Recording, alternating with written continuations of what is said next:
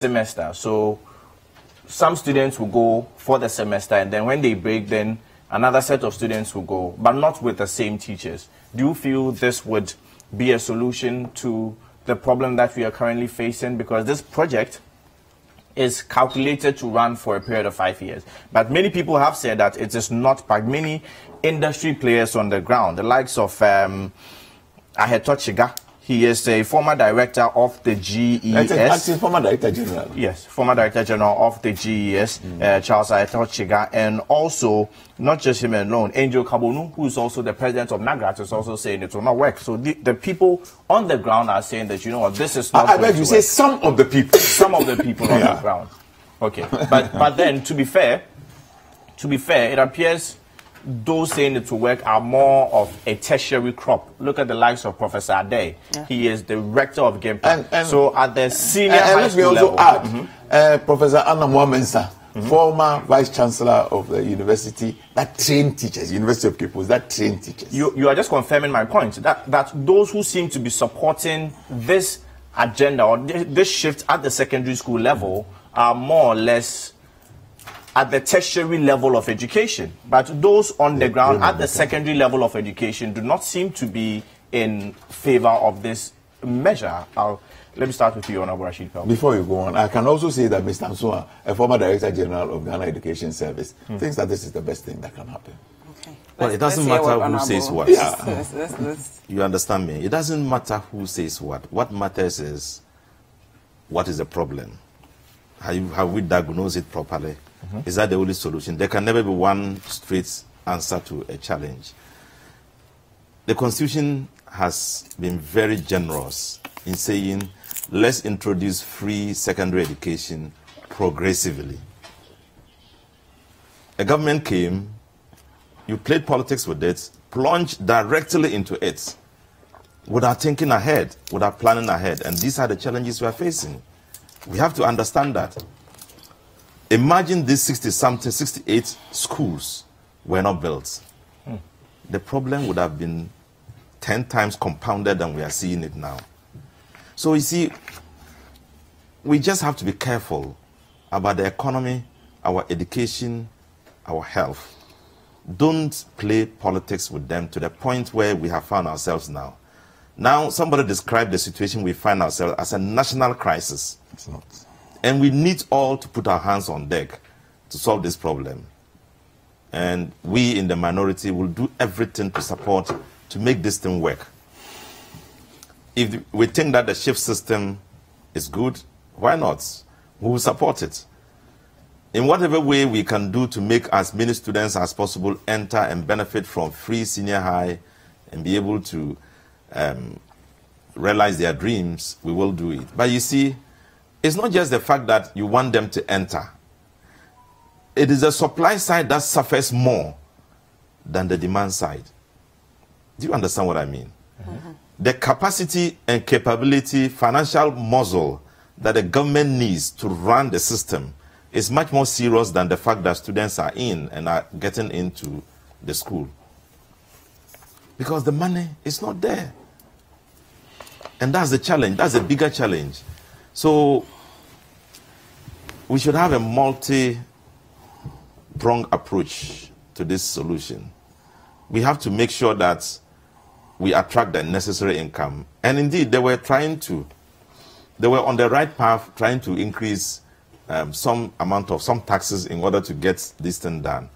But once the thing got out and they said they are going to increase, they said, oh, no, we are not. No, but you are speculating. They went into a crunch meeting. Speculation. What do you call that? A cabinet meeting, emergency, and said, okay, let's cancel it because the people of Ghana will not be happy. Speculation. But when you do that, it is your physical space that will suffer. For you to be able to do some of these things will suffer. Close your eyes, do the right thing, and get the students on board. Get the schools, build the schools, continue the 200 schools, because government is an organic whole and is continuous. You know, this is just an interim when we lost. You pick it up, continue building the schools, and continue getting the sponsorship. They broke the aspect of adding physical structures, which is now haunting the system. if you don't continue something good your predecessor has started, and you want to continue it in another direction, you'll be moving this way. Meanwhile, the center is what you should be coming for. Okay, so you feel the fiscal structure should be, followed at the expense of the free SHS? Yeah, within 2 years, we built 68. No, They I should disagree. use, It's not. in fact, Just 40. 40 actually. 123 of them have been started and gotten to various levels of completion. Come and complete them. And then make sure that students, this situation we are talking about will not be there. Start with day students like we wanted. Community day secondaries, make them free. People who prefer to leave those their SS, which are burden, so that they can come to the free ones, because the same teachers, the same kind of quality education will be provided there. And then gradually, we let it spread according to the strength of our economy. Okay. So it's not too late. Can I? Okay. They can find a solution to it if they want. At the expense, but they're crying because they will not do it, because the fear is that the economy, the people will say, hey, they have failed. But it's better to be told that way than to have the whole system collapse on you. Okay. Solid. Let Just really me. quickly, You see, my very good friend here, former Minister of State, is here doing nothing but speculating. They were going to do this, and then they stopped. Look, any manager who makes decisions, look at options. There's something called options appraisal. If you want to take a decision, you must appraise your options and select that which is the best. Number two, my dear friend again sits here and says that if they had not built the 63 schools, number one, they didn't build 63 schools. As at now, I think the ones that have completed and are there's some use for it is about 40. If you go out and find out, if you go out there and you can send your producers to go and find out, some of them don't have more than 100 students in the school. Completely non-functional. Example. Are you sure about what you are saying? I think, you see, me, I'm a politician. I have color. Yes, color. Send to the Ghana Education Service and take the enrollment of all the schools. You put a school in the middle of nowhere, 4 kilometers or 5 kilometers from the closest village or town. How do you call this a community secondary school? Be that as it may, I am the first person who is saying that the challenge is there. It is not new. We have gone through this before. 55 years ago, when President Nkrumah decided that we must have, everybody must go to school. If that opportunity was not there, maybe some of us will not have had opportunity to have education. Okay. For me, it is better to have an opportunity than not to have opportunity at all. I think it is in the public domain, so I have a right to say it. Government, through Ghana Debt Fund, is considering raising a bond to finish all the uncompleted. That is why we say that we will do this for 5 years. So that's a solution. You must go ahead and work on that. Oh, okay. You're talking about shift system. But you are not getting it. For 2 years, you should work on it. They shouldn't have had this problem. You had 8 years. You had 8 years. President Mahama promised the good people of this country that he will build 200 secondary schools in the 4 years. Nah. He didn't finish. He didn't even finish. So do 20. He didn't. When you write an exam and you get 40 over 200, it is 20 over 100. 20%. It's an abysmal failure. Abysmal. In 8 years. We will use the same calculation for a one district, one factory. No issues. At the end of the 4 years. No problem. We'll use the same calculation. They're going to get zero. We'll go for a quick break. When we come back, we're discussing trouble brewing in the Ashanti, as well as the University of Ghana Medical School being open as well. So stay tuned to Breakfast Daily. Remember, the hashtag is Breakfast Daily, and the WhatsApp line 0550-585-832. We'll be right back.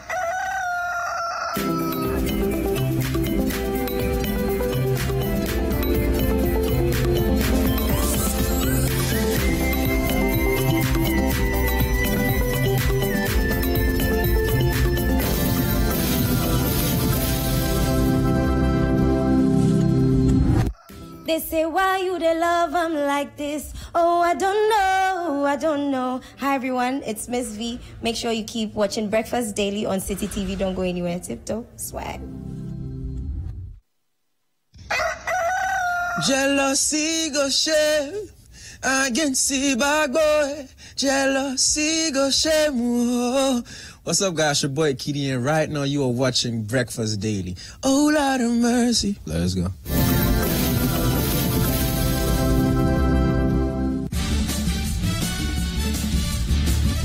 For regular news checks as they unfold, 2020 news all day, all the time.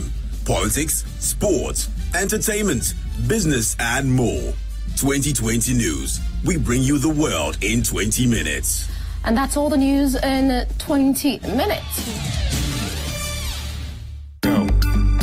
Spend 30 minutes every weekday catching up with all the trending social media conversations of the day. If you tweet it, we'll read it. We might just even Skype you. Just, no matter your situation, you can rise to the top. Absolutely. You really and can. It's interesting that he wrote this article on the 17th of June, and on the 18th of June, yesterday, he actually scored 2 goals in the Belgium World Cup meet. 30 minutes is all it takes, so use the hashtag 30minutes on social media to catch our attention. Join the most interactive social media TV show weekdays at 5 p.m. only on City TV.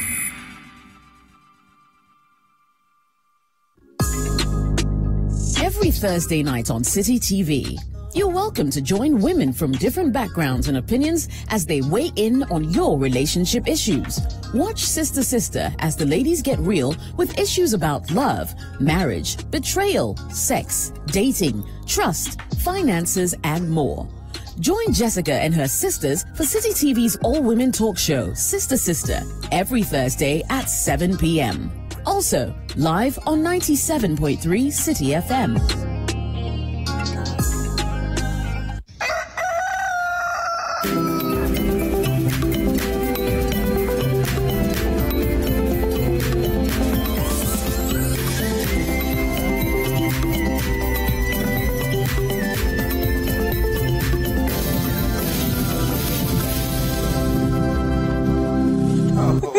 Welcome back to Breakfast Daily. Now we're still on the news review segment for today, and we are still joined, of course, by the Honourable Member of Parliament for Ayasu West Wogon, Honourable Emmanuel Jako, and of course, Honourable Member of Parliament for Wa Central, Honourable Rashid Pelpo. Now I'm jumping straight to this story about trouble brewing in the Ashanti over some police killings, and it says here, I'm reading from page 3 of the New Independent newspaper, says trouble is brewing in Ashanti region over the recent police killings of some 7 persons alleged to be armed robbers.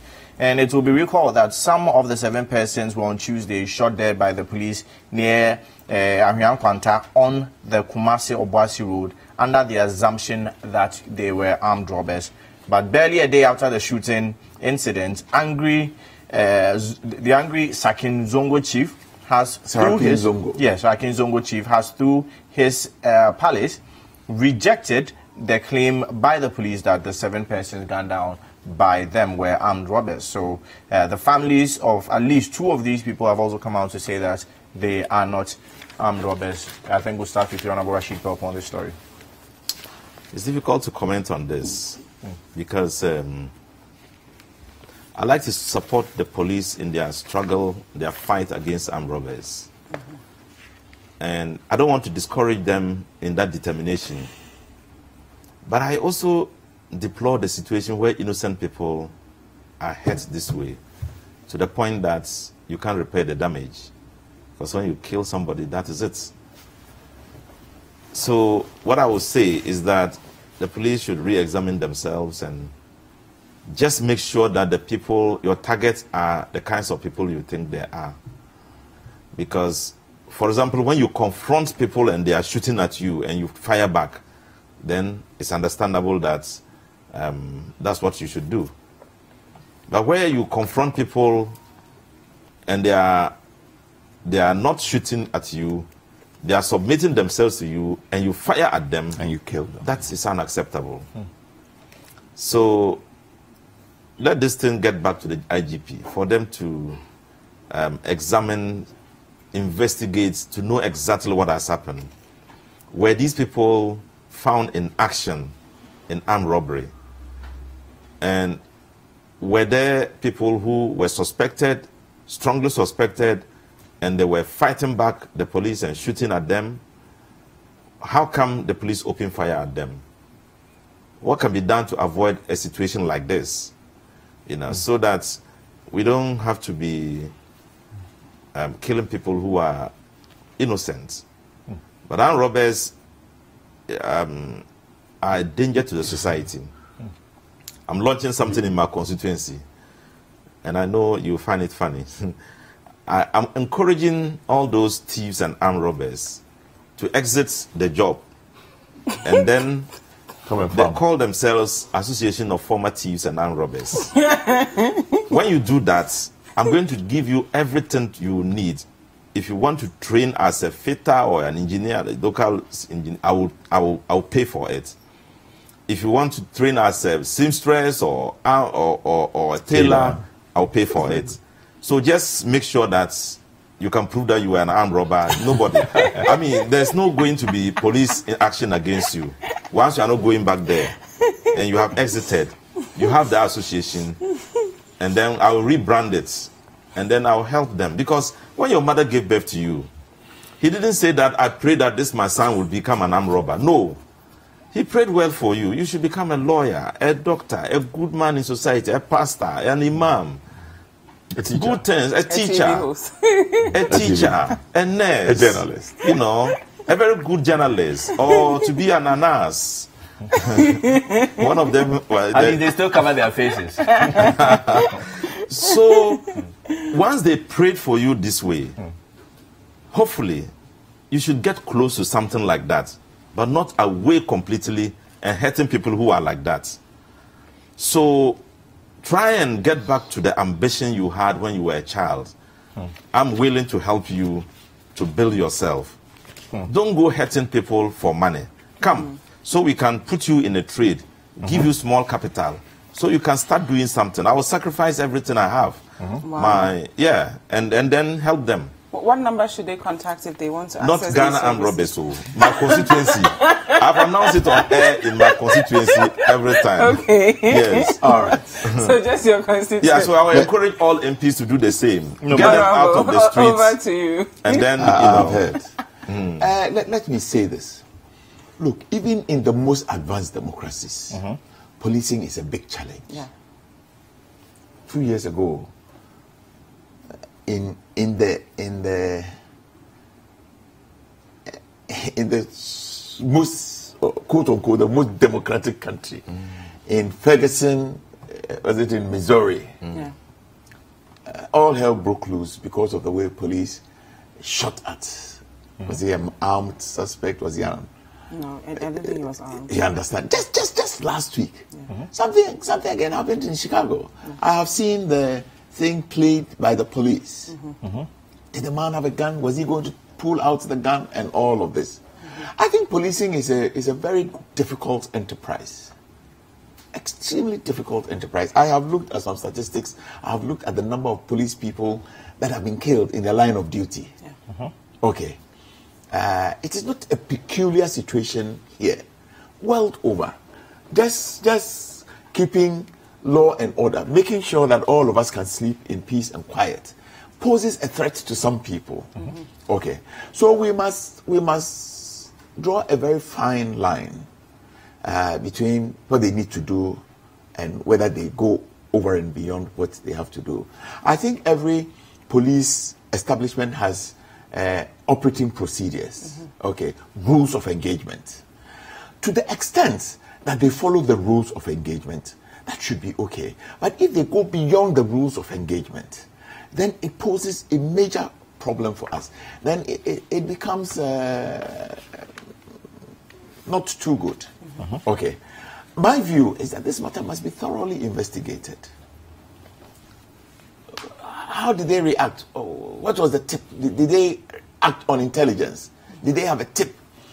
Is there conclusive evidence that those people were really and truly armed? Is there proof that in the vehicle they were in, or when they were shot at, they were carrying. To these days, I hear the robbers have more lethal weapons than even the police. The report out there was that from the police was that there were weapons found on these people. Were they not planted? Can we make sure that they were not planted? That's the question, you know, these are things that we must find out. I can completely agree with my colleague. I don't believe that the police has a shoot to kill policy. Maybe they have a policy that says, if your life is in danger, terminate. Okay. But like I said, what is important is for us to establish on what basis did they act? Did they act within the context of their rules of engagement? Okay.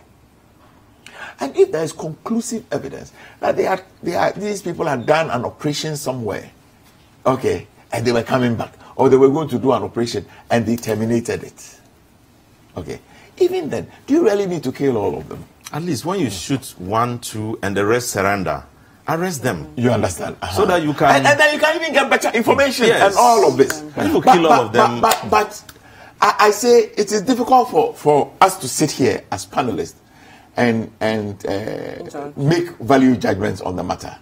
I think what we need to do is to allow... That is why in some jurisdictions they have an independent police commission outside of the police that will do the investigation. We have PIPs. We have PIPs in Ghana. But that is part of the police. Okay. I think in the UK they have an independent outside the police. Aye, they call it. Outside of the police, there is an independent body that will look into the commissions and the omissions of the police. Okay. I mean, a man cannot be a judge in his own matter. A man cannot be an investigator in his own matter. I would want to suggest that for the sake of equity and fairness, this matter must be thoroughly looked into. Thoroughly. Okay. Okay. And probably time has come for us to rewrite some of the rules, the service orders and all of this. Because that's what I was going to say. As you talked about police brutality not being unique to Ghana, I found that Ghana is actually one of the safest places you can ever live. You see a policeman, they treat you well, they are nice to you. Sometimes they just want 2 cities, right? But recently, we've heard of policemen renting out guns to allegedly renting out guns to thieves. We've heard of a man who was arrested for drunk driving. They took his car, they allowed him go. The next day he died. You know, so what really is going on? Because we're not used to these stories in Ghana. Let me tell you. They talk about me and him as politicians. They talk about you as journalists. They talk about police. Every institution is just a reflection of the people that are. If we are bad politicians, it means that this country is just full of bad people. If you are bad journalists, the implication is that this country is just, it is the ordinary people that find themselves engaged as journalists. It could also be the culture of the place you are. So your environment could be good, but the culture you find yourself what is the culture? Culture is it's what the people are made up of. It's just what the people are made up of. It's the things that we have accepted as the norm. Okay. Okay. So I don't want to stereotype. I really and truly don't want to stereotype, because I must admit there are some very good police people, extremely diligent police people. The same way there are some very bad police people. It is just a reflection of society. Okay. You see, what we need to do... I need you to wrap up on that. Okay. What we need to do is to begin to really ask some tough questions about how do people get enlisted in the police. That's it. We must begin to ask questions. Very important. How do people get enlisted in the security service? I've met a number of them who can't speak English. You understand? English is not a determinant of your... I don't think it's true. They examine your STS certificate. They examine your university certificate. You must make a report if you can't write in English. Why? This is our lingua franca. Official language. So on that issue of enlistment, we feel that the issue of protocol list for the security service is just a perception and not a fact. It's a fact. It's a fact. It's a fact. I have not had the opportunity. I wish I can place some people in my constituency and police, but I haven't had the opportunity. So I wish. As politicians, we admit that it's a fact. Okay. Now let's move on to... We when you were minister, did you play some people? Really? I am saying I really and truly want opportunity to get one or two people. But you're the same person complaining of enlistment. Because and the fact that they don't even speak English. People have come to me in the enlistment of the police right now, and they say that they have to see a big man who add their name to the what do you call it? Protocol list.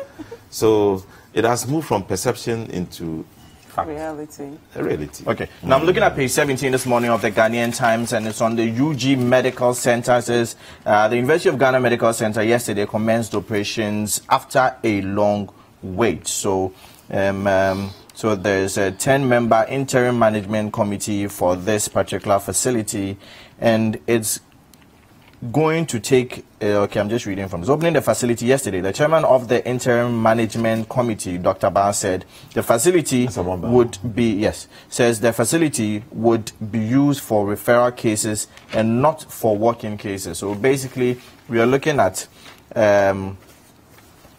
referral OPDs, to be more specific. So he explained that though the facility was open to receive cases, not all cases would be accepted, as some facilities at the center were not ready and some specialists were not yet recruited. So according to Dr. Barr, services to be rendered include pediatrics, dermatology, ear, nose and throat, gynecology, pre-surgery, and electromyogram, adding that not all services will be open up for the public, but we will open other services up as time goes. So basically, we are looking at the referral OPDs. Now, is this a cause for jubilation, would you say, Honorable?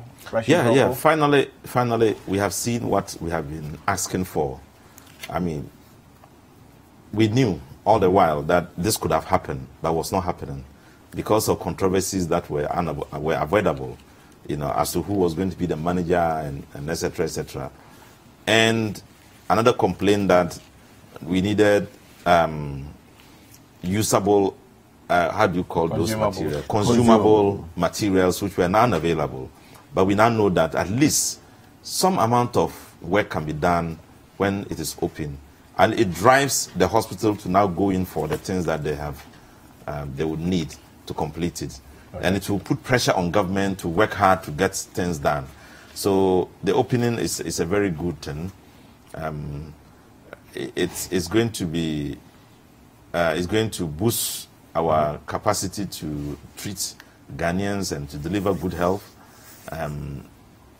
Earlier on, I thought that it was abominable, it was unforgivable, it was unacceptable for us to have completed health facility and people were dying needlessly.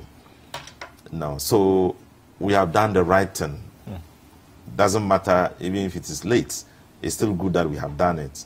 And I just pray that it succeeds and we achieve the best out of it. Thank you very much. Now, Honorable Ejiakor, you did say on this particular platform a week ago that the contract between the former administration, that is the former government of the NDC, what happened was that they included in the contract, if I understood you correctly, they included in the contract that the facility, with the contractors, that the facility should not be opened until it's completed.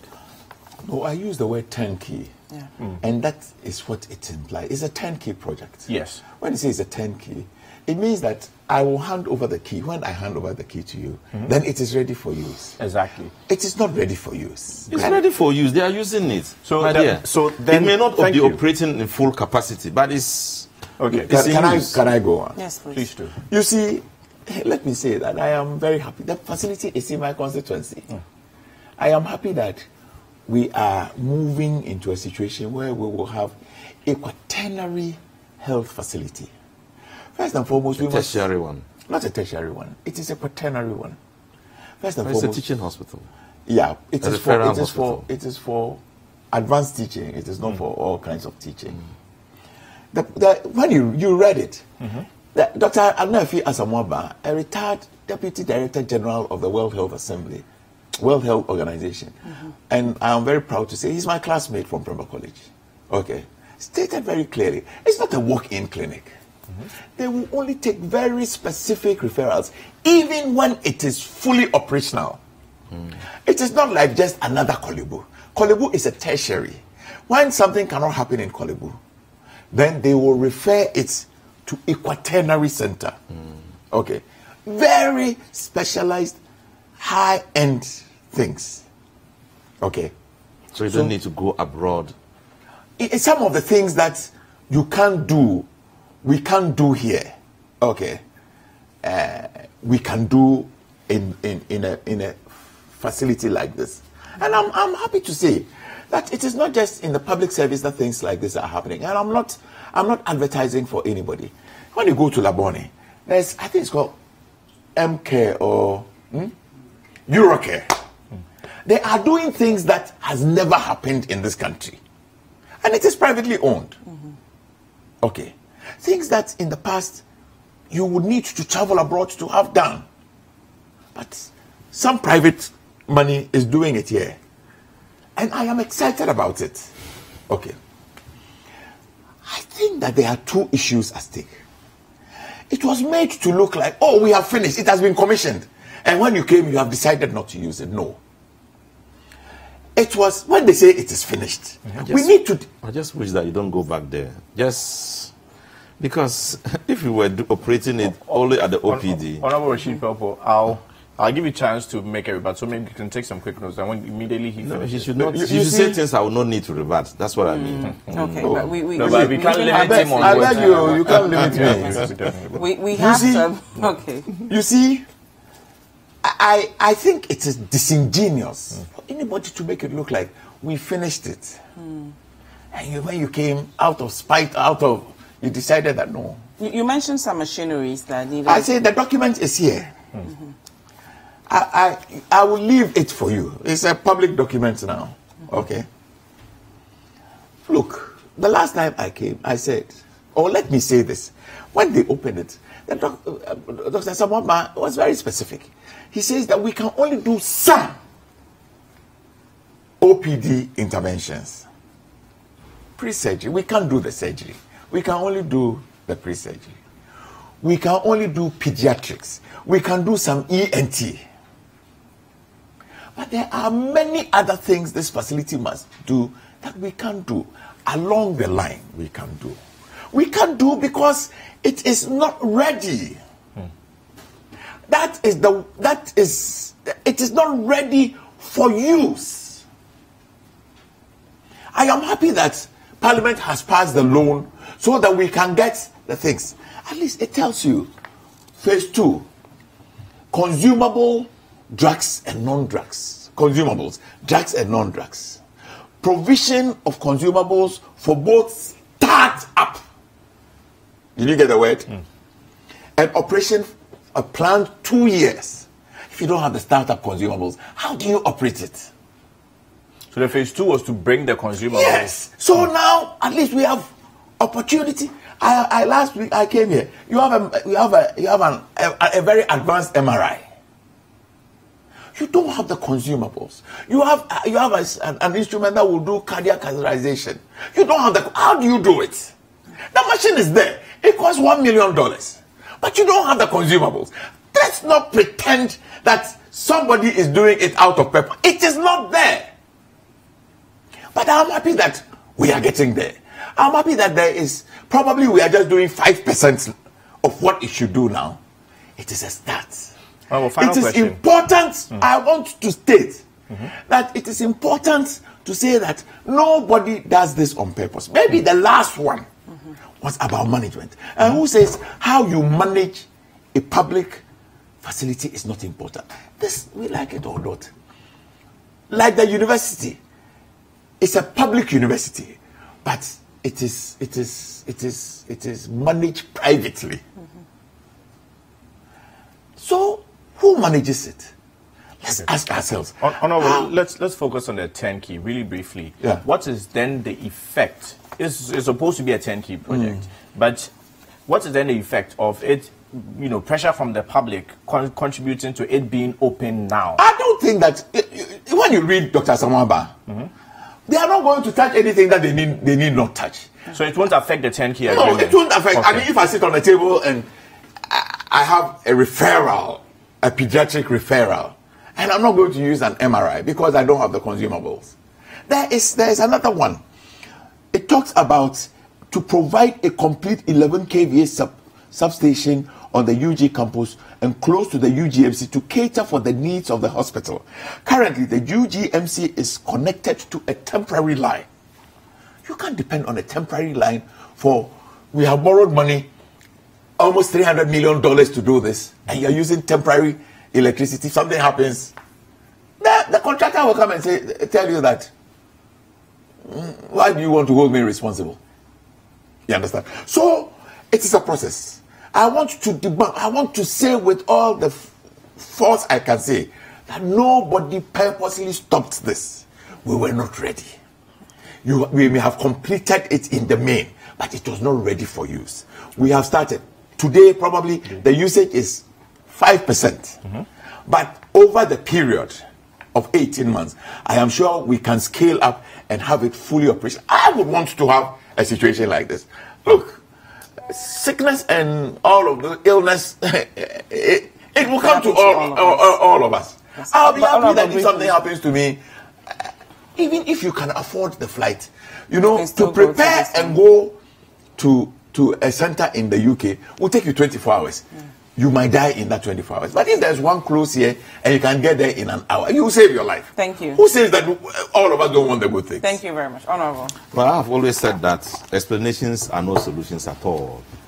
For 2 years, until the people of Ghana started shouting and complaining that you should bring leadership and make clear leadership to happen in the hospital, nothing was happening. And then when the accusations and the critique was so much, they realized that there was a need to do what he's doing. And I said that, look, don't wait until you are dragged into doing something by the force of the people. Make sure that when you come and then there is a handover and handover notes, continue doing what you are supposed to have been doing. This thing was not meant for us to wait for 2 more years to provide the consumables they have brought to Parliament today. They were meant to have continued. Within 6 months, you could make arrangement, come to Parliament, we approve it, and you do this. 2 years going, we are still thinking about what to get this. 2 years going, we are still thinking about how to provide leadership to the hospital. I think that we are not attaching the needed exigency that is supposed to be attached to this huge investment we have made. So much has gone wasted. And that shouldn't be the case at all. In any case, they are on the right track now. The hospital is open. OPD services will be given. ENT services will be done. Other services that are available can be done. Albeit if it is even 20% or 15 or 10, 5%, it doesn't matter. Something should be happening. And something is happening. We commend the people who have started it. And we hope that that leadership that has driven them into doing it should expand its operation and make sure that the right thing is done and that the hospital is in full operation. So you don't buy the shortly. 10 key argument, or you feel that could have still been done earlier? A 10 key argument. They are saying it, and it is true. Okay. That when they say 10 key, there are processes. Why were the processes curtailed just because somebody has lost an election? It should continue. If it is 10 key and there was an agreement about the 10 key and it is black and white, there should be no reason why it should be handed over to us without the fulfillment of the 10 key. And it's their responsibility to question it. Can I ask? Let's briefly, because we've run out of time, but today is the big day. Where the finance minister will be presenting the mid-year budget review. So just your thoughts on it before we close, because we do have to end the conversation. Well, mid-year review is a very good time for us to assess what happened in the year before the end of the year and what the government would need to continue its line of policy, economic policy decisions. In the last midterm, they said they didn't need anything at all. They didn't need to review the budget. And when we asked them, so why are you coming here? They said, well, we are only coming to make a statement. No. In the end, they reviewed the budget. Upwards, downwards, it doesn't matter. There was a review. And it was in violation of the law. It's only Parliament that can give you money or can deduct money from what they have given you. So this year, we just hope that they will do the right thing in accordance with the financial management law. Come, present your media review budget. Let's examine it, and let's approve what you want. It's simple as that. First, let me say that he's talking about why didn't you do this? This hospital was supposed to have finished in 2015. It's finished. Why didn't they also, before they left, why didn't they bring the loan agreement for the second phase? Why? It's something you must find out. Yesterday, the Minister of Health alluded to something. Was it finished in 2015 or was supposed to have? It was supposed to have finished in 2015. So there was a lack. It finished actually in about 2016. You should find out why, when you knew that you needed a second phase to bring the consumable and you wanted to commission it. But 2016, who had you won the elections? So please stop shifting blames and go and work. Up to the 7th of January. Comment on the up to the 7th of January 2017. President John Dramani Mahama was president of the Republic of Ghana. But I say, let's look into that one. We can. It's a mid-year review. It is a provision. It is a provision in the Public Financial Management Law. It is not a choice the minister makes. Indeed, it's an injunction placed on him that before the 31st of July, you must come to Parliament, and tell Parliament that from the 1st of January, you are operating a budget. How have you done? And how does it look? The projections look going forward till the 31st of December 2018. End of financial year. End of the financial year. He's saying that last year when they came, if there is not much to report on, there's not much to report on. Look, the principle is that once Parliament or appropriation is passed and it becomes law, you can't go above appropriation. You can go below appropriation. In finance, they call it, you can buy. So long as the law allows you. Okay. So I projected to spend 32 billion. I spent only 31 billion. Come on, report it. That's what the law says. No. Okay. Midterm. At midterm, if you are on track, what are you going to report? Past midterm, it's not a choice. It's a law. No. In the budget statement of 2018, all the things that were supposed to be done and couldn't were duly reported. 2018 midterm review. I mean, I am surprised at some of the things that have happened. But really, people are making it look like they sit in cabinet and that there is a decision of cabinet to do this and to do this and to increase VAT from, is it 17.5% to 21.5%? Where did the people hear from? What do they know that we don't know? In any case, the trees have been saying, this year, let us all wait. And listen, if you have opportunity, invite me and him again tomorrow. And let us. Yeah. Okay. I'm sure that a lot of people will be put to shame. Oh, wow. Thank you very much. We negotiated with the IMF to do this, and we saw them with the IMF report. So we're reporting what you negotiated. Thank you very much. Honorable Emmanuel Ejabu, but now the they are member shy of to put it there. Parliament for Ayawaso West Wuogon, and of course we're also joined by Honorable Rashid Pelpo. He's the member of Parliament for WAS Central, and we will come back and we'll read your messages shortly. Yes, and up next we're going to learn about the role media play in the representation of women in politics. So you don't want to miss this. We'll be right back.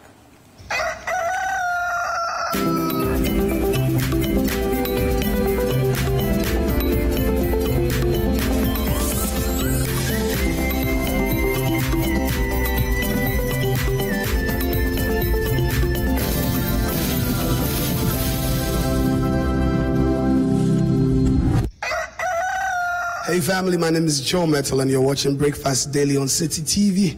Keep watching, don't go nowhere.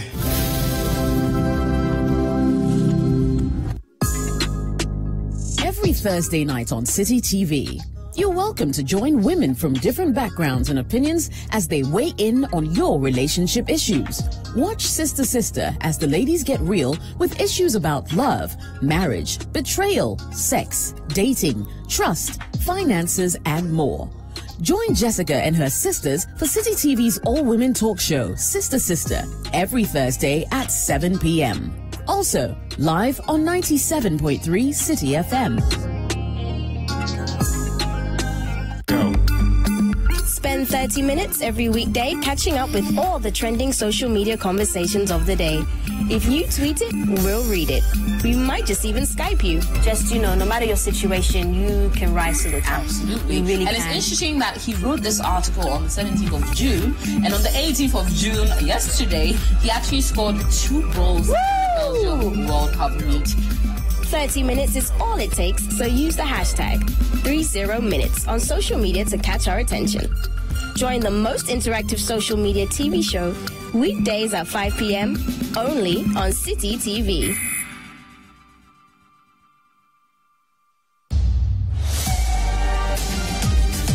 Wherever the weekend sporting action happened, we will bring it to you here on Scorecard.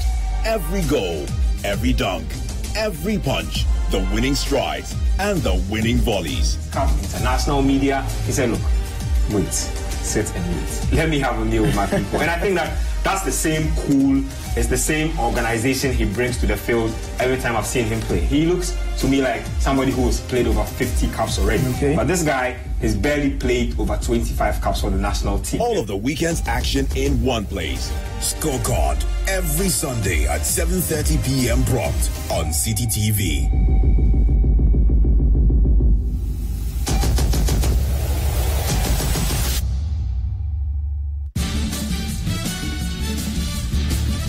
For regular news checks as they unfold, 2020 news, all day, all the time. Politics, sports, entertainment, business, and more. 2020 news. We bring you the world in 20 minutes. And that's all the news in 20 minutes.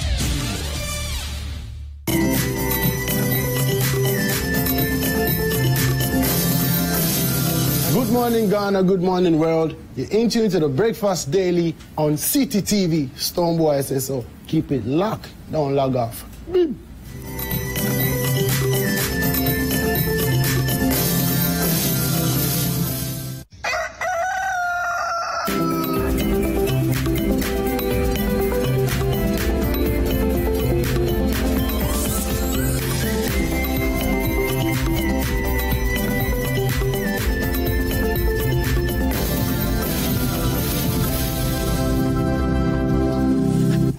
Welcome back. This is Breakfast Daily. Now, before we went on the break, you guys sent us a lot of messages that I want to read briefly, and then we'll start our conversation about the role media play in the representation of women in politics. So let me just start off with your messages. Okay, so MFA says the police take advantage. On Tuesday, I got stopped in East Legon near the tunnel. A policeman said, and I quote, "Fine girl like you, you should find a man, a policeman like me or a soldier. Me self, I do. How can I respect you or your work if this is how you treat your work?" I completely agree, MFI, and I think our policemen, some of them need to do better. Joe Soa says the NP is lying too. You said the hospital is not ready. Now you're saying consumables. Every hospital needs consumables daily. Mr. MP, I put it to you. Your government need to stop. Your government stopped it. Okay, he used a word that I'm not going to use on morning TV. Sam says, I wanted to know from Dr. Rashid Pelpo whether we rather leave the teeming youth who are qualified students behind by slaughtering them on the altar of no funds. So I will read some of your messages as we go, but we're just going to jump into our next conversation, which is about the role media. So I will just mention what we have here for you. we're discussing the media's contribution to women in politics. So the media has contributed significantly towards shaping national identity, popular culture, and politics discourse in Ghana since independence. Prior to Ghana attaining self-determination, the print media was a pivotal tool for political mobilization, such as the Accra Evening News established by Kwame Nkrumah in 1948. Similarly, the Daily Graphic, established in 1950, was positioned to offer a politically neutral perspective to news reporting. 60 years after independence and 25 years into the Fourth Republic, the Ghanaian media landscape has been perceived to be male-dominated, effectively marginalizing women and minorities in political discourse. Despite the liberalization of the media since 1992 and successive governments' effort to increase women's participation in politics, only marginal levels have been achieved, representing an average of only 10% of parliamentarians being women. So we're going to look at the representation of women in media and the way it plays, the role media plays in the representation of women in politics. I am joined by two very brilliant and beautiful women. Dr. Ernestina Dankyi, who is a research fellow at the CSPS in the University of Ghana, and of course, Victoria Hammer, who is the executive director of POA Forum. Good morning, ladies. Good morning. Good morning. How are you? We're fine. Yourself? I'm good. So let's talk about representation of women in general before we get into media and its role in women in politics.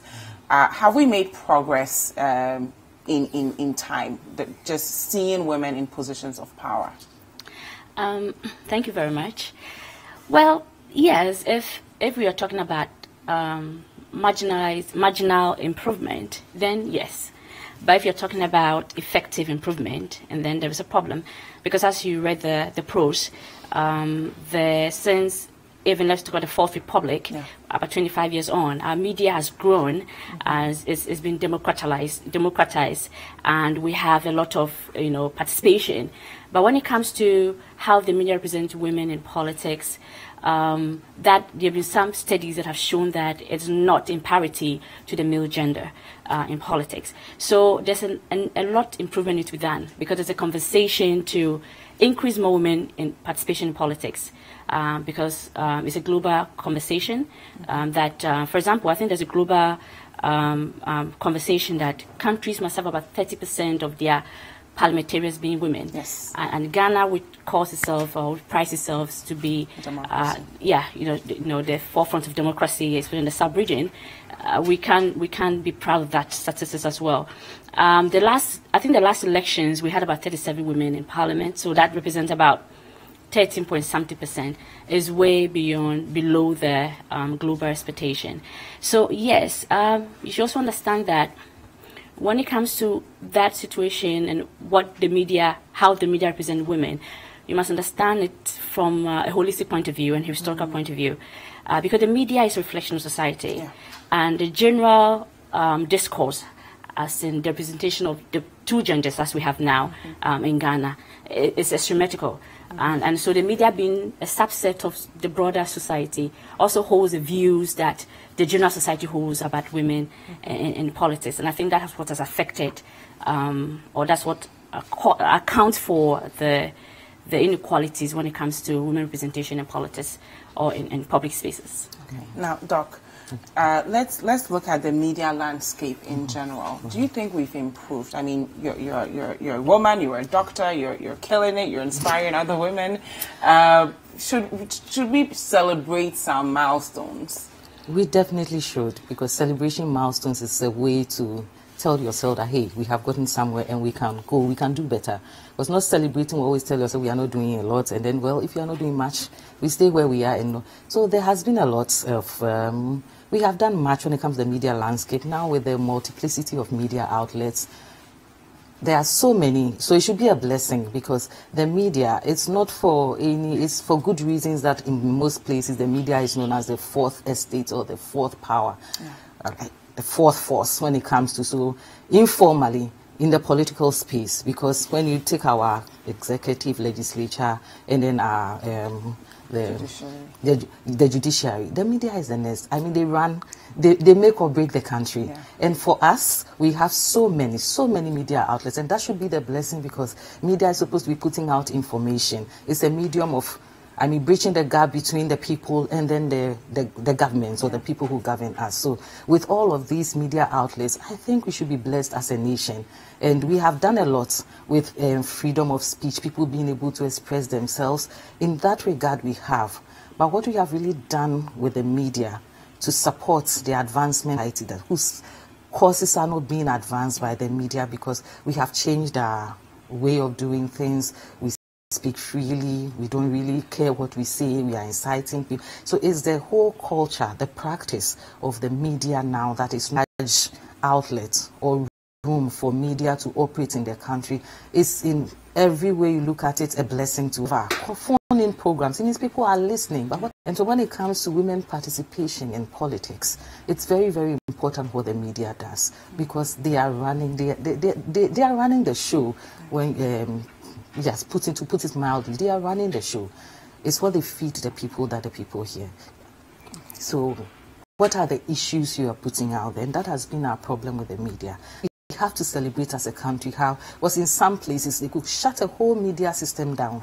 You can't do it in Ghana. There are so many. So we have come very far when it comes to our media operations. But the issues which we are here to discuss is the issues that are put out there. Okay. That is being the bane more than the blessing that they miss a nation. Yeah. Okay. Now, Victoria, you've been in politics, right? And you've experienced it firsthand. I'm still in politics. You're still in politics. You're still in Does nobody retire from politics? Yes. Okay, so you're a politician. And we've had cases of, I mean, our Chief Justice, for example. I think last year there was a hashtag, I am with her, concerning Charlotte Osei, right? Every time somebody tries to come after one of our female leaders, I think at least the social media, right, we rally behind them and say we support Cultitis.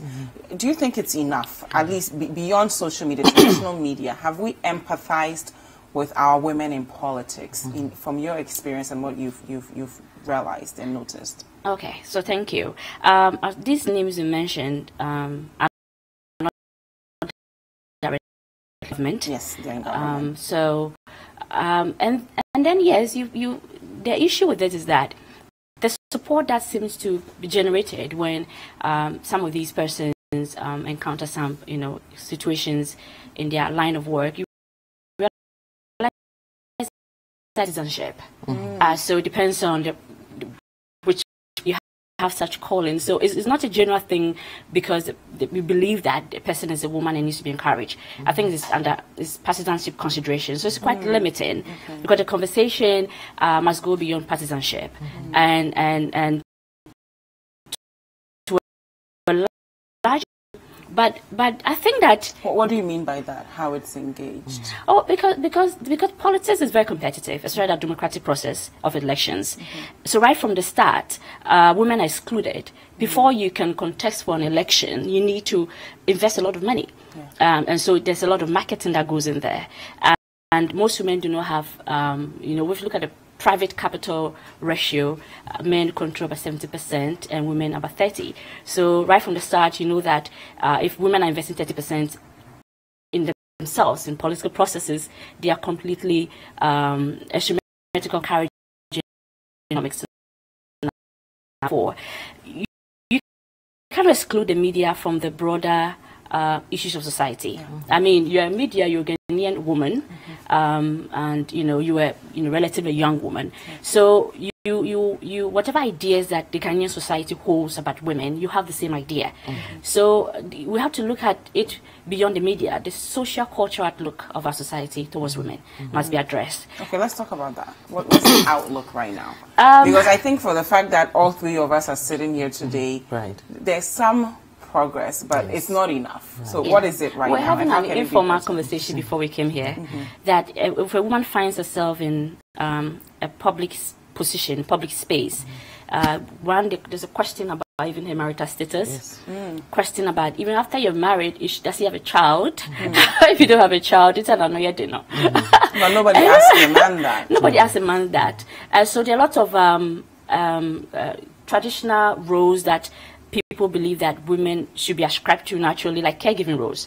So when a woman goes beyond that comfort and it puts herself in a position of authority, and in media, even women in media, I'm sure you don't have equal footing with your colleague contemporary men in media. If probably you're very expressive, I know most women in media who would be careful venturing into political conversation and expressing their own opinion because of how turbulent.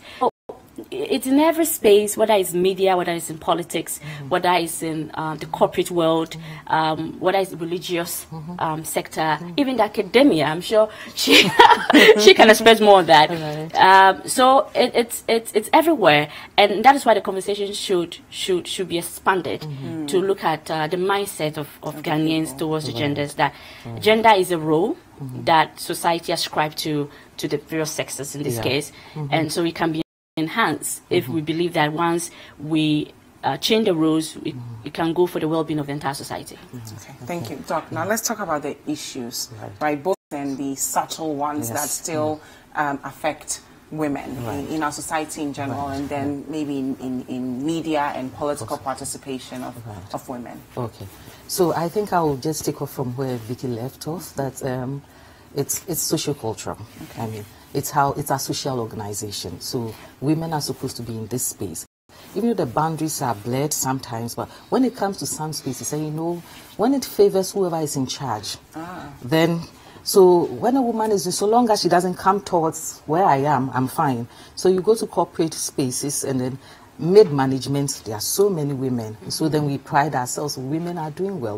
But when you get to the top management, you realize there's only one woman, and the men are very comfortable. They like it that way. So have a pool of women at this section, male dominated. This is our turf, and in protecting that, that's why she talks about turbulence. It's turbulent because somebody is protecting her space or his space.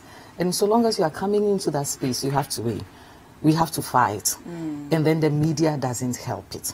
So first is our... What do you think the media doesn't help? Because they put out, is a sensationalism. They put out, so if there's an issue, for instance, cover, why is it that when it comes to the women, they are more interested in domestic affairs? So is she married? Does she have a child? Is she young? If she's young, how these are like bloggers, right? Not traditional... But then these are all everybody. Exactly. No, but even radio, and especially for me, I have a problem with those who speak the local language. So you have the chance to But won't you say that's what the general public? You have to give the public what they want, right? We're a very dramatic society. No, but you have a very critical position to play. Exactly. Yes. To inform. Yes. So you can if it happens like this, I have to report it like this, even if it was a man, a woman. Exactly, but don't add if you are adding the drama, don't lose the import of the message. Because if you are being dramatic, people are going out saying the things you said when the theatrics. But then what is the issue? What is the issue being discussed here? Do you realize somebody's personality is being maligned here? Do you realize somebody is, but all we talk about is the over expression of the issues. And so you, as the media, you have the role to inform people. But most of the populace take everything from the media. That's why they get information, especially now the electronic media, radio especially. So if I am going to cover an issue involving male, female, what are the issues I am interested in? So if there are women politicians, male, female politicians, what am I asking the male? What am I asking the female? What am I interested in when it comes to political? If it's a man, the person has to be competent. If it's a woman, she has to be competent. She has to be a woman of integrity, because we are going to entrust the whole estate into this person.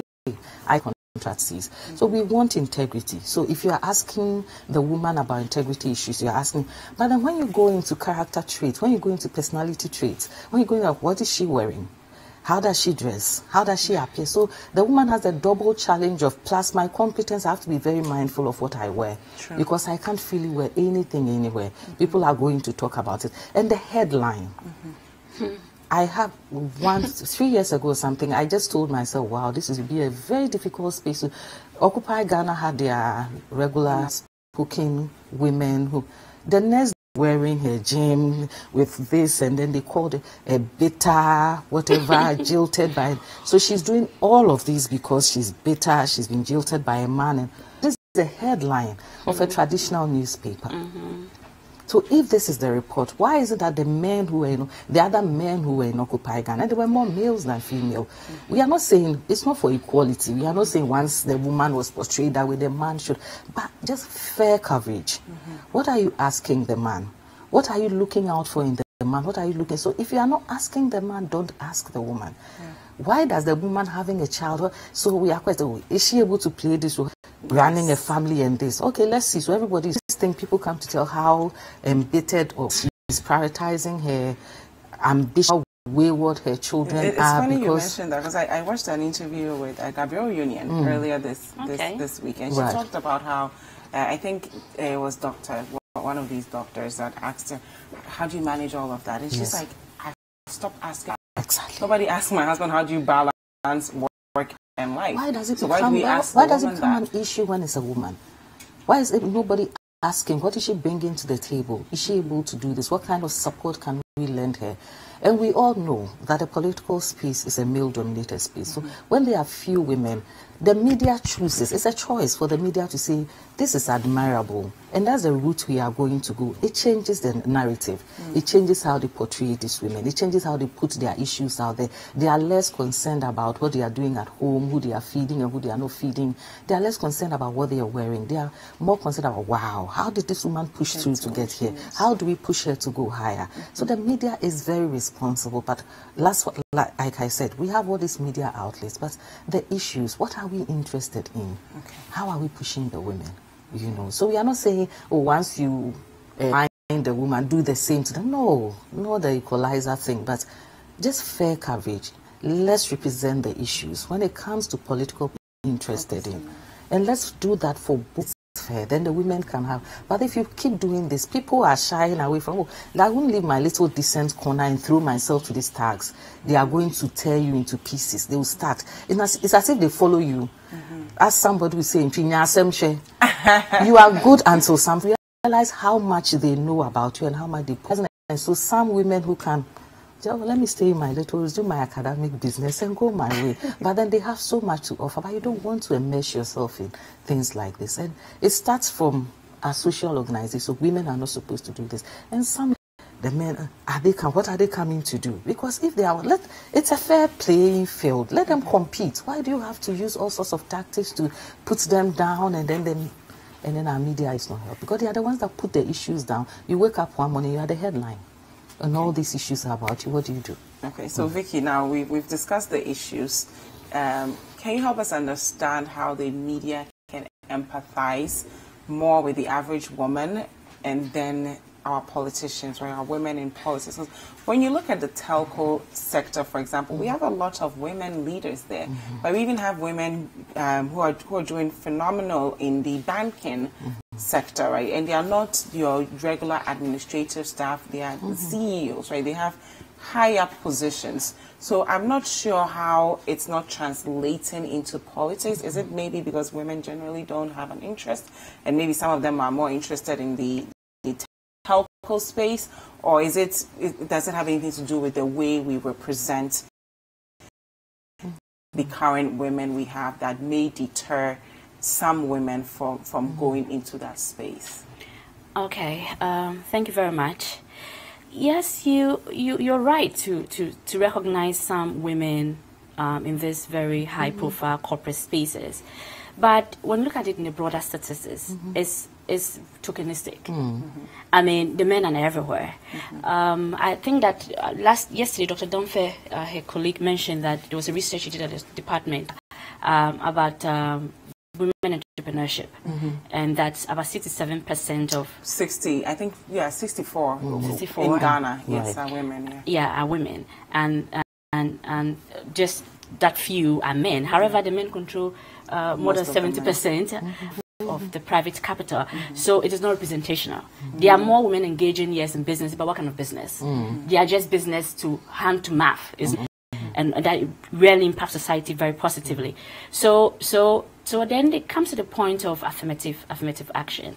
Dr. Gyentry mentioned something about some of the reportage. I mean, she advocate for fair reportage. I think that even beyond that, the media also they represent women, and like is that the actors in the media are human beings, they're Ghanaians. So they are also in the Ghanaian society. They hold ideas, the views, and the value system that general Ghanaian society hold about women. So when they find themselves in the media spaces, forces those same perception and ideas and they have about women in society. So you realize that there's a lot of misrepresentation and all that. And so you speak to a lot of people who are actors in the political spaces, and they will tell you that some of the things they actually hear about themselves in the public spaces, they are surprised about it. So it's about representation, and it's also about the fact that I think that the media plays, the media shapes public perception. That can transform society. I want to talk about sustainable growth in every aspect of society. So we must begin to look at the media critically as a nation, because we all get informed about what the media puts out there. And unfortunately, too, when it comes to the consuming public, whatever they pick from the media, they think it to be the truth and all that. So I think that, well, the media so far have managed to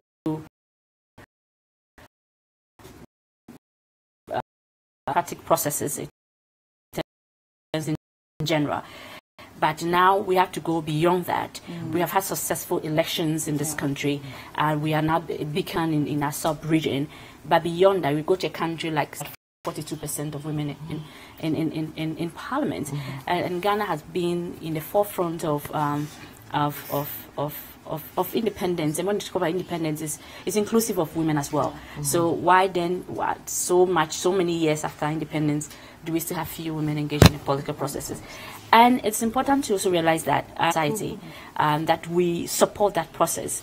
And we appreciate the media, for example, your media, being here to talk about this. Thank you. We hope that such more conversations will happen. So let's talk about this event on Monday, right? The second POA Forum. The theme is, how has the media impacted the participation of Ghanaian women in politics? And I've seen some really brilliant panelists, the likes of Professor Audrey Gadjepo,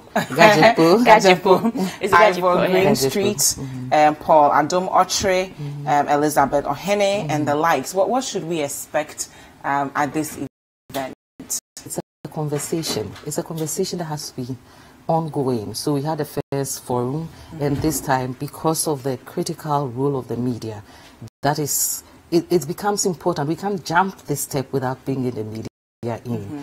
What you should expect is what the media has done so far. So we are not going there to bash the media. That's why we have media. We have to do, right? Of course. Yes. So it's not necessarily to tell them how, but then to also tell them how they should improve when it comes to the issues of women. Because in some spaces, before there is a lot of control of what the media puts out there. I mean, I was with an outfit that actually organized a workshop for the media, because they wanted the media to put out the right information. So no sensation, the Center for Migration Studies, they actually held 3 days and said, this is what migration is. These are the issues. Sent them out there so we are bringing them in to understand. It's not about we wanting to rub shoulders or blame men or anything, but then this is women. It's their participation. Sustainable development. How do we encourage, and looking at the critical role that you play as media, how do we encourage our women to participate beyond what they are doing now? Because it's just two sexes, men and women. And Boutros Ghali once said that the race, if they are all well, then you fly, then you soar. But then if one is better than the other, how do you soar? The bird can just go to this point.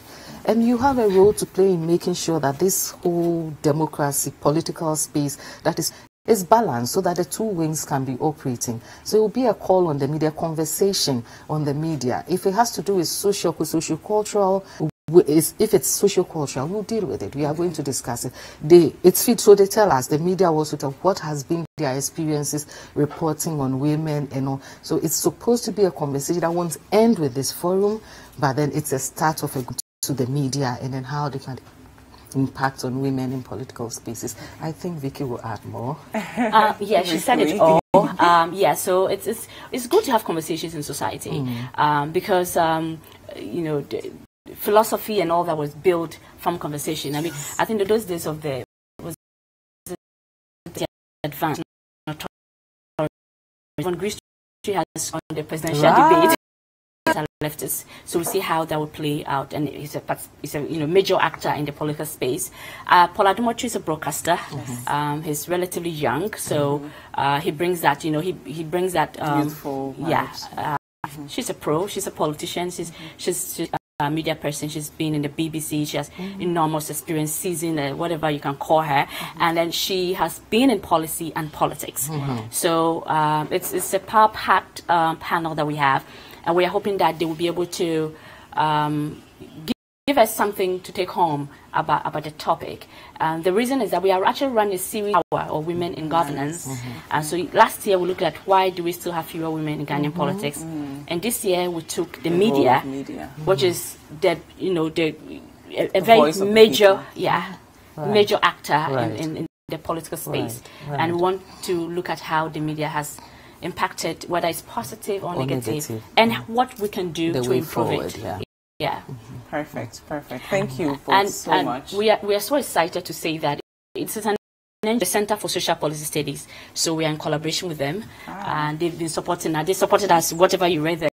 They supported us with the really intellectual and everything. We want to thank her director, my director too, I would say. Thank you. Professor Abino Dro. They've all been very supportive. Thank you. Professor Ellen Boteduku Aite is also an associate professor there as well. We also like to thank some few people who have been supporting us. Like I told you, it's non-profit. Nobody gets paid. We are not paying the panelists, nothing. Everybody is contributing, and we are so grateful to all of them. I want to thank Malta Guinness. They are giving us drink. Daily Water giving us water. First African Page. We also want to thank Ideal Finance. They're giving us some support.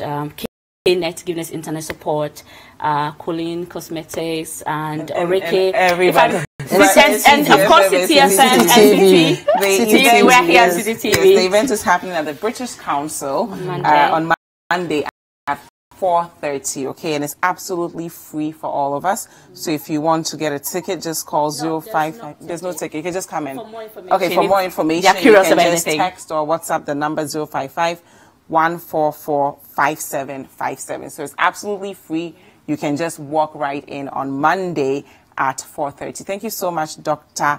Ernestina Danchi, who's a research fellow at the CSPS University of Ghana, and of course, Victoria Hama, Executive Director of POA Forum. Thank you so much, ladies. Thank you for having us. You're welcome. We're going to enjoy some great music from our talented young woman in the building and learn more about her. So do not go anywhere. This is Breakfast Daily. We'll be right back.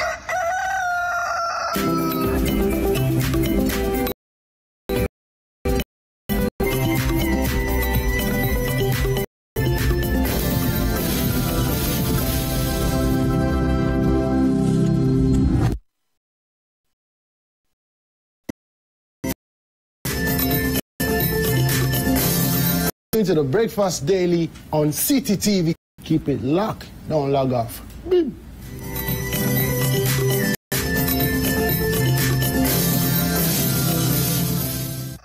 They say, why you they love them like this? Oh, I don't know. Make sure you leave on CTTV. Don't go anywhere. Jealousy go share against the bag. What's up, guys? Your boy Kitty, and right now you are watching Breakfast Daily. Oh, Lord of mercy. Let's go.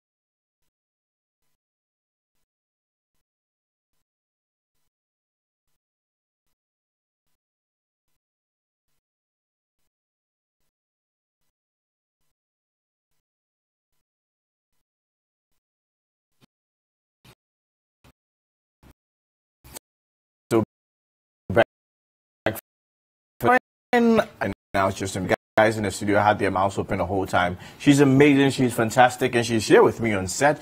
Good morning. Good morning. You said your name is not Nana. It's not Nana.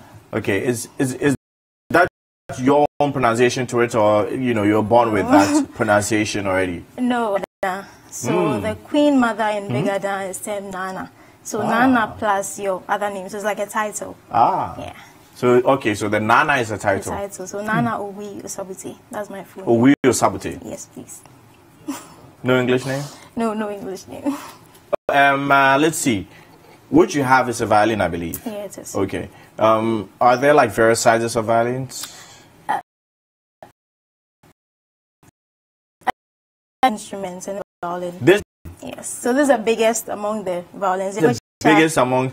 I've never really, I'm being very honest here, I've never really come so close to a violin before. Okay. I always thought it was like huge, it was bigger. And you're saying that, may I hold it? Yeah, sure, you can. Just hold the neck. I should hold the neck. Okay, super. Okay, so this is what makes it like guitar. No. So this is the neck, this is the violin, this is the bow. I'm even going to try to spoil the instrument for you. But it's a really sophisticated instrument. Yeah, okay, so how did you start playing violin, Nana? Okay, so I started back in somewhere 2005. By then I was in Morning Star School when we had an orchestra. Yes, so I wanted to be a part of the orchestra just to learn the violin. So I joined the orchestra, but I left after a year. I left the school after a year. So I was not able to continue playing the violin until I got to university level 100. Violins were sold individually. I think you need to set up an orchestra. Yes, so I went, I met someone who was playing and I asked him and he said, I couldn't go. So he took me to the violin shop and then I got one. But then so how much does an instrument like this regularly cost? The last time I bought it, it was 200 cedis. That was way back in 20. Now I'm sure it would be around a lot more than that. That's your hobby. Are you doing it like as a hobby or you want a career? Okay, I started as a hobby, but as I started practicing and posting videos out there, people started demanding for me to play at events, so it has now become like a profession. Like a full thing. Yeah. Okay, so if, let's say at a particular wedding, if you're called to play at a wedding, you would roughly charge how much per se? Trying to get into the business of violinist, because it's not the regular music,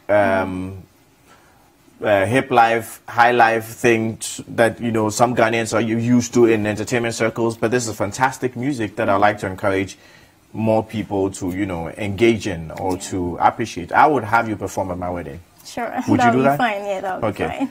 So how much would an average violinist charge? It depends on the needs of the person who's requesting. Usually people would want a whole team. So I'm part of this group called Purple Strings Ghana, where we are a group of 4 violinists and then a keyboardist. The entire team to come and perform, and based on 3 songs, 4 songs, some people might want us to perform at both the service and then the reception. So depending on whatever you want, the prices range. So if you call a group like Purple Strings Ghana to come perform at your event, from let's say 1,500 to 2,000 cedis thereabouts. Yeah, so that's for you personally. So I want to move beyond Nana to Ohui. Okay. So Ohui growing up, I want to know your personal experiences and probably to see if I can find a connection to how it influences the music you play. Okay. So I grew up. I was born in Kumasi actually, but my parents, and I grew up in Latibia Koshi with my mom. I attended Morning Star School in Cantonment, and then to Methodist Girls Senior High School, and then to University of Ghana. I studied psychology in University of Ghana. But I've always loved music since I was a kid. I've always loved singing, except I can't dance, but singing, yeah, so... You and I have the same illness. So, because of my love for music, and violin has the specific type of songs that makes the violin sweet. You get it? So, I'm more attached to those kind of music. Adina thing. Yes. You know what? While you were playing the Adina, what's going on through my head is, you see, she had got some cheap stuff. Let's have Sako there. Let's have you play through Sako there. You see, it's getting to be all crazy. Yeah, exactly. Yeah, but it'll be fun. I'll challenge you to do that sometime. Sure, I will. You know, not that he does lately, like the old Sako that we knew him to be. Yeah, you know, yeah, let's see him. That'll be fun. Anyway, yeah. so yeah. So that's Adina growing up. Sorry, that's Nana growing up, because you're just playing to the Adina music. Okay, so you do this. If I was to give you the chance to, or if you had a choice yourself to choose a full-time, you know, psychology-related job, because you said you did psychology at the university. So psychology-related job and full-time violinist, which one would you rather go for? It would be difficult to do that. It would be difficult to choose. I rather want to... Both. Yes. Okay, any particular reason? I love the Brits, so I can't do away with any of them because I love music too, and music helps in everything I do. Like, I can't live a day without listening to music. Like, I always have something listening to, so I don't think I could work with any of them, putting any of them aside. Okay, interesting. Okay, so if anyone wants to contact you for a show, a gig, maybe some social media page, try and do that right now. How can they reach you? All right, so on my Instagram handle is Nana the Violinist, at Nana the Violinist, and then on Facebook it's Nana Obi Osabuti. Okay, so it's Nana, guys, it's N-A-A-N-A. Yeah. Super. Okay, so what are the basics? Just read the basics that I should know in case I want to play this instrument. Okay, so one, it has to go on your neck. Like this, right? It has to lie down. Yeah. Oh, it has to lie. Oh, so that's what this is for. There's a shoulder rest, yeah. Yeah, I knew it's called the shoulder rest. Like, make it easier to reach the chin So it has to reach my shoulder. So let it come down. Yes, exactly. And then comes up? Exactly. Oui? Okay, then you hold the neck. That side is the peg. That's where the pegs are. Here are the pegs. You touch that and then you tune the instrument. Okay, I don't want to tune the instrument. Yeah, so you hold the neck. Here's the neck. Yeah. And then that's your bow. You're supposed to hold it like that. Okay, hold it like that. So your thumb goes there. Uh-huh. 2 fingers drop down. This one here, this one there. Okay. Yeah. So my thumb goes here, 2 fingers drop down. It won't be perfect, but I'll try. Exactly. Okay. So, what am I supposed to do? You put the bow on the... No, that's a fingerboard. You're supposed to put it in between the bridge. That's a Life is too complicated for me now. Why? In between the bridge. You see that? Bridge? Yeah, that's a bridge, and then that's a fingerboard. So in between, you're supposed to and up. Slowly? Yeah. Exactly.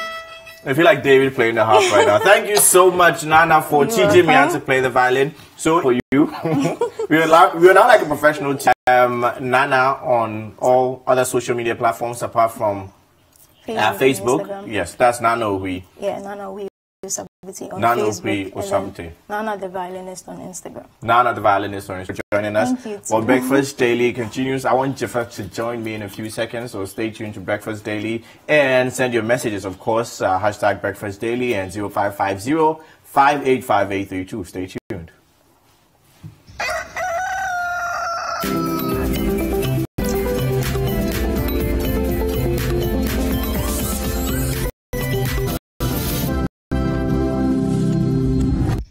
Hey family, my name is Joe Metal and you're watching Breakfast Daily on City TV. Keep watching.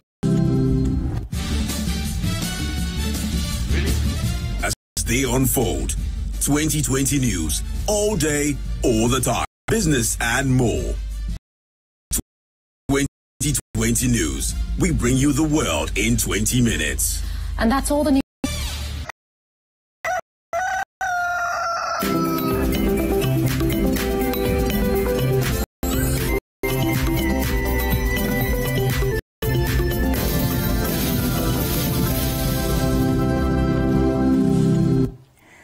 Welcome back. This has been a great show. Thank you so much for spending your Thursday morning with us. Now, budget review, and tune into City 97.3 FM as well, and of course our Facebook and social media pages to follow all that we're doing. And the hashtag is GHBudget. Exactly. So thank you once again for Samantha. And I am Jifa Ekia Amatam. We will see you same time tomorrow morning, and we leave you in the hands of this lovely violinist.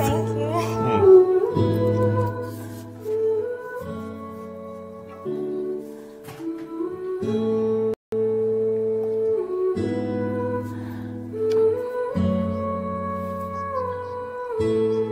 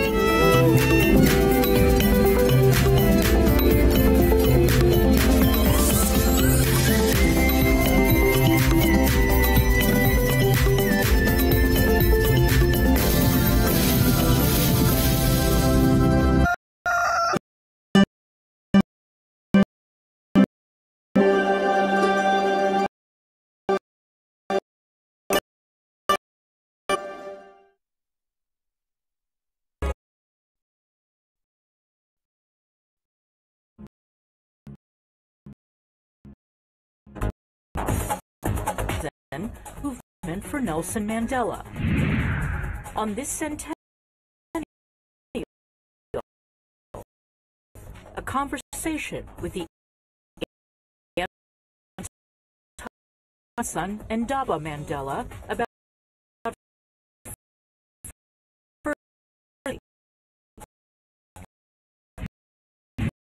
social media bots became an influential starts right now.